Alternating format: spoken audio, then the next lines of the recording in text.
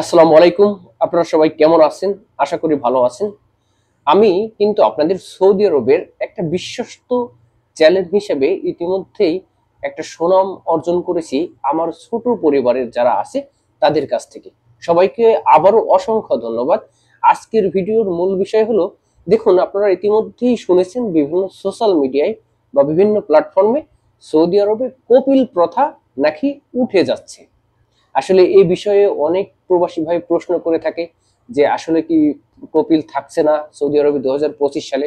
অনেকে বিভিন্ন উল্টো পাল্টা ক্যাপশন দিয়ে আপনাদেরকে বিভ্রান্ত করছে। আজকে আপনাদেরকে সঠিক খবরটা জানাবো। দেখুন, সৌদি আরবে কপিল প্রথা কিসের জন্য, কপিল আসলে কি, এগুলো আপনাকে বুঝতে হবে।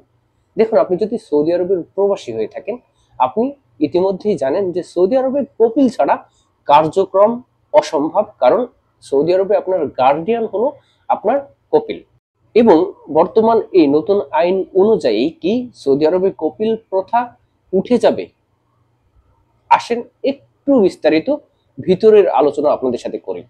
দেখুন, সৌদি আরবে কিন্তু দুই ধরনের মানুষের কোনো কপিল নেই। এটা আগেও ছিল না, এখনো বর্তমানে নেই। সেই দুই ধরনের মানুষ হচ্ছে কারা? দেখুন, আপনার যদি ব্যবসায়িক ইনভেস্টর যে লাইসেন্স এটা যদি থাকে, তাহলে কিন্তু আপনার কপিল লাগবে না, এটা সৌদি আইন মোতাবেক। কারণ যখন আপনি নিজের নামে ব্যবসা সৌদি আরবে পরিচালনা করবেন, সেক্ষেত্রে আপনার কপিলের প্রয়োজন হবে না। কারণ আপনি সৌদি আরবে আসেন, আপনি সৌদি আরব সরকারকে ট্যাক্স দিয়ে নিজে ব্যবসা করছেন, আপনার ব্যবসা প্রতিষ্ঠানের মালিক আপনি, আপনার আন্ডারে বিভিন্ন কর্মচারী কাজ করে, সুতরাং তাদের কপিল হচ্ছে আপনি। তাহলে আপনার কোনো কপিল লাগবে না।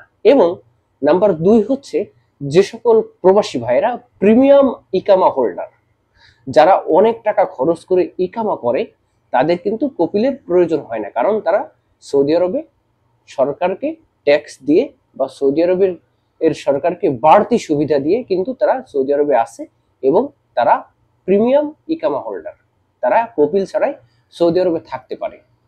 এখন বিষয় হচ্ছে, যারা নতুন এসেছেন বা কপিলের আন্ডারে বা কোম্পানির আন্ডারে কর্মরত আছেন, আপনাদের কি ইকামা 2025 সালে থাকবে না? মানে কপিল থাকবে না? কপিলের আন্ডারে ইকামা করবেন না? না, আপনাদের জন্য নিয়মটা পরিবর্তন হওয়ার কোনো সুযোগ নেই, এটা সম্পূর্ণ গুজব। দেখুন, আপনি যদি সৌদি আরবে আসেন, আপনি যদি সৌদি আরবের একজন কর্মী হন কোম্পানি বা কপিলের আন্ডারে, তাহলে কিন্তু আপনার একটা নির্দিষ্ট গার্জিয়ান সৌদি আরবে লাগবে।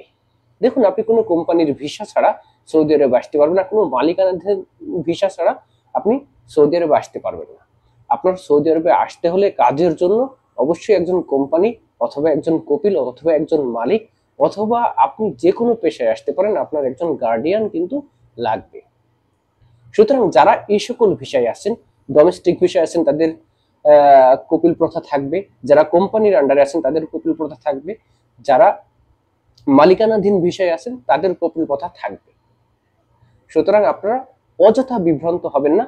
এবং আপনাদের কিন্তু এই নিয়মিত সঠিক তথ্য পেতে হলে অবশ্যই আমার চ্যানেলটিতে একটা সাবস্ক্রাইব করবেন, কারণ আমি আছি সবসময় আপনাদের সাথে।